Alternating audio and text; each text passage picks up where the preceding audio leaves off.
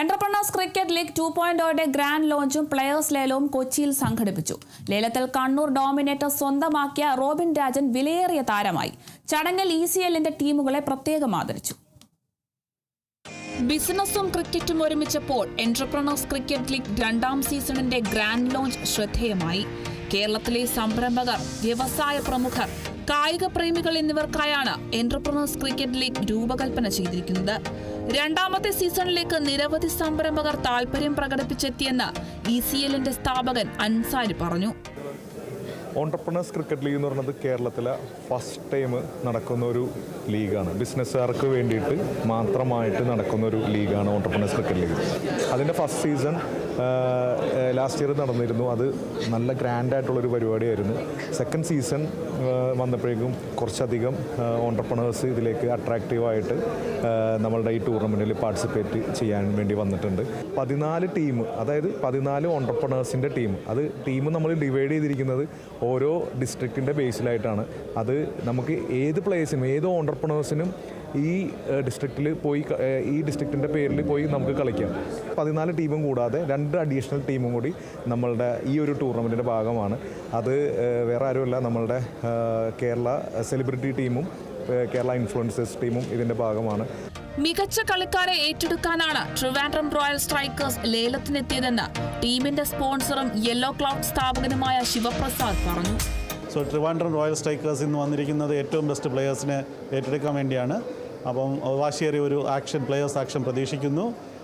ഇത്രയും മനോഹരമായ ഒരു ടൂർണമെൻറ്റ് നടത്തിയ ECLനും റോയൽ സ്ട്രൈക്കേഴ്സിൻ്റെ എല്ലാവിധ ആശംസകളും നേരുന്നു. ആൻഡ് റോയൽ സ്ട്രൈക്കേഴ്സ് കമ്പനിയെ റോയൽ സ്ട്രൈക്കേഴ്സ് ടീമിനെ സ്പോൺസർ ചെയ്യുന്നത് യെല്ലോ ക്ലൗഡ് കൺസൾട്ടൻസി സർവീസസ് എന്ന് പറയുന്ന എൻ്റെ വേറെ സ്ഥാപനമാണ്. എന്റർപ്രണേഴ്സ് ക്രിക്കറ്റ് ലീഗിൽ 14 ജില്ലകളാണ് മാറ്റൊരുക്കുന്നതെന്ന് ECLന്റെ സ്ഥാപകൻ ജിക്സൺ ഫ്രാൻസിസ് പറഞ്ഞു. സംരംഭകർ മാത്രം പങ്കെടുക്കുന്ന ടൂർണമെന്റ് വ്യത്യസ്ത അനുഭവമായിരിക്കും. അടുത്ത സീസണിൽ കൂടുതൽ ടീമുകളെ ഉൾപ്പെടുത്താനാണ് തീരുമാനമെന്നും ജിക്സൺ കൂട്ടിച്ചേർത്തു. അടുത്ത വർഷങ്ങളിൽ ഇത് ഇനി സൗത്ത് ഇന്ത്യയിലോട്ടും ഇതിന് നമ്മൾ ഓൾറെഡി കഴിഞ്ഞ പ്രാവശ്യം ഒരാൾ നോർത്ത് ഇന്ത്യയിൽ നിന്നും ഒരാൾ കർണാടകയിൽ നിന്നൊക്കെ ഒന്ന് കളിച്ചായിരുന്നു, ദുബായിൽ നിന്നൊക്കെ ഒരാൾ കളിച്ചായിരുന്നു. അടുത്ത സീസൺ ആകുമ്പോഴേക്കും നമ്മൾ സൗത്ത് ഇന്ത്യ 2-3 ടീമുകളും വരും. അപ്പോൾ അങ്ങനെ ഇതാണ് നമ്മുടെ മെയിൻ വിഷൻ. 2ാമത്തെ സീസൺ ആരംഭിക്കുമ്പോൾ ഒരു ടൂർണമെന്റ് എന്നതിനപ്പുറത്തേക്ക് ഒരുപാട് കാര്യങ്ങൾ ഉൾപ്പെടുത്താൻ സാധിച്ചുവെന്ന് ECLന്റെ സ്ഥാപക ആര്യ ലക്ഷ്മി പറഞ്ഞു.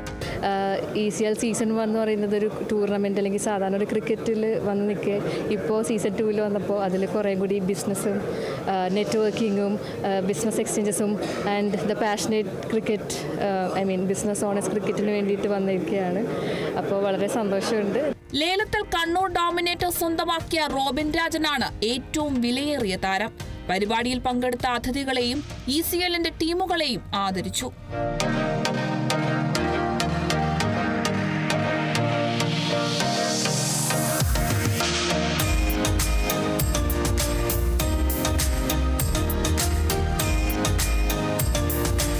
നടിയും അവതാരകയുമായ വീണ നന്ദകുമാർ, ECLന്റെ മുഖമായ cricketer Sachin Baby, reporter channel managing director Anto Augustine, സംരംഭകനായ അനന്തു തുടങ്ങി നിരവധി പേർ പങ്കെടുത്തു.